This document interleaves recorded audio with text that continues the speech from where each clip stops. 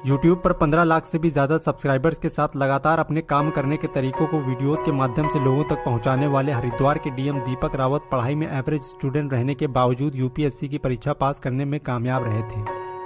24 सितंबर 1977 को उत्तराखंड के मसूरी में जन्मे दीपक को बचपन में पुरानी घड़ियां, पॉलिश के खाली डिब्बे और भी दूसरे तरह के कबाड़ को इकट्ठा करने का बहुत शौक था। और जब कोई उनसे पूछता था कि वह बड़े होकर क्या बनना चाहते हैं तो वह बड़ी मासूमियत से जवाब देते थे, मैं कबाड़ी बनना चाहता हूँ। इसके अलावा उन्हें इलेक्ट्रॉनिक गैजेट्स की मरम्मत करने का भी बहुत शौक था और क्योंकि उनके नंबर बहुत कम आते थे इसीलिए एक बार तो उनके पिता ने इलेक्ट्रॉनिक रिपेयरिंग की दुकान में अपने बेटे को रखने के लिए बात भी की थी। दीपक रावत ने अपनी स्कूली पढ़ाई मसूरी के सेंट जॉर्ज कॉलेज से पूरी की और आज भी जब उन्हें खाली वक्त मिलता है तो वह अपने स्कूल जाना नहीं भूलते। जब दीपक 11वीं में पहुंचे तो वह आर्ट्स लेना चाहते थे पर उनके स्कूल में इसका कोई विकल्प नहीं था, इसीलिए उन्हें मजबूरन साइंस लेनी पड़ी। इसी दौरान जब बात आई आगे का कैरियर चूज करने की तो उनके साथी दोस्त या तो एनडीए में जाना चाहते थे या फिर इंजीनियरिंग की पढ़ाई करना चाहते थे, पर दीपक इन दोनों ही चीज़ों के लिए खुद को फिट नहीं मानते थे और उन्होंने अपने लिए दूसरे विकल्प तलाशने शुरू कर दिए।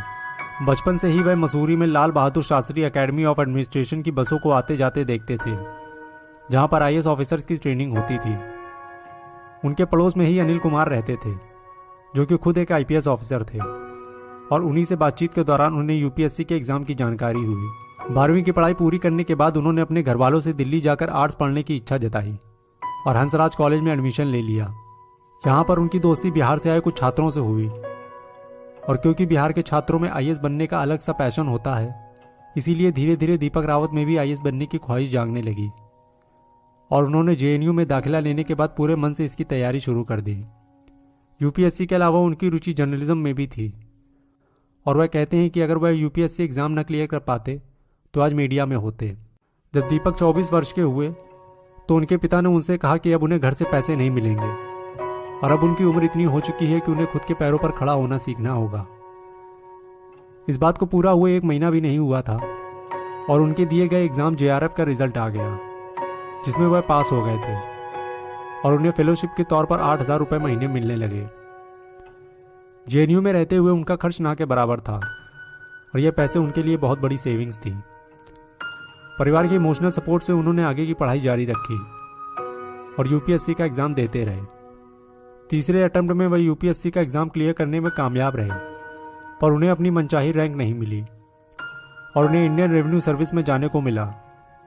दीपक रावत ने अपनी रैंक को और बेहतर करने के लिए पढ़ाई जारी रखी और साल 2007 के यूपीएससी एग्जाम में 12वीं रैंक हासिल करके आईएएस ऑफिसर बनने के अपने सपने को साकार किया। परीक्षा पास करने के बाद उन्होंने Lal Bahadur Shastri national academy of administration से अपनी ट्रेनिंग पूरी की और उत्तराखंड कैडर के आईएएस ऑफिसर के रूप में अपनी सेवा देनी शुरू की। जनवरी 2018 में उन्होंने खुद का यूट्यूब चैनल बनाया और उनकी कार्यशैली से प्रभावित होकर अभी तक लाखों लोग उनके चैनल को सब्सक्राइब कर चुके हैं। साथ ही लाखों युवा उनसे इंस्पायर होकर आईएएस ऑफिसर बनने के लिए दिन रात पढ़ाई कर रहे हैं। एवरेज स्टूडेंट होने के बावजूद यूपीएससी क्रैक करने की उनकी यह कहानी सच में छात्रों को हिम्मत देती है और उन्हें यकीन दिलाती है कि मेहनत और लगन से परिस्थितियों को बदला जा सकता है। आशा करते हैं कि आपको यह वीडियो पसंद आई होगी। ऐसी ही और वीडियोस के लिए जुड़े रहिए हमारे चैनल के साथ। तब तक के लिए धन्यवाद।